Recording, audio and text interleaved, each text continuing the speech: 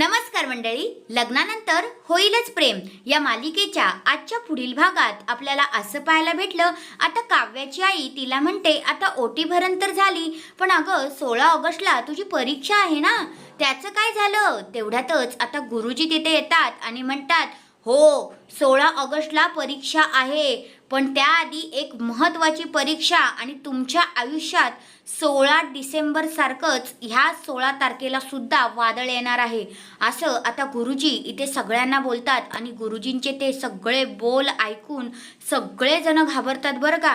गुरुजी नमस्कार करून आता तिथे बसतात आणि सांगतात की 16 ऑगस्टला सगळं काही सत्य बाहेर येणार आहे, खूप मोठा वादळ घडणार आहे. आणि हो, या 16 ऑगस्टची तयारी आदल्या रात्रीपासूनच झालेली असणार आहे बरं का.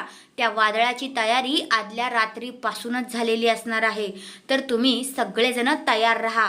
16 डिसेंबर सारखंच ह्या 16 तारखेला सुद्धा वादळ येणार आहे. आणि हे सगळं ऐकून काव्या, पार्थ, नंदिनी, जीवा एकमेकांकडे बघत बसतात. हे काय आहे, म्हणजे नक्की काय आता बोलायचं आहे गुरुजींना. तर हा आहे तो जबरदस्त असा आजचा पुढील भाग.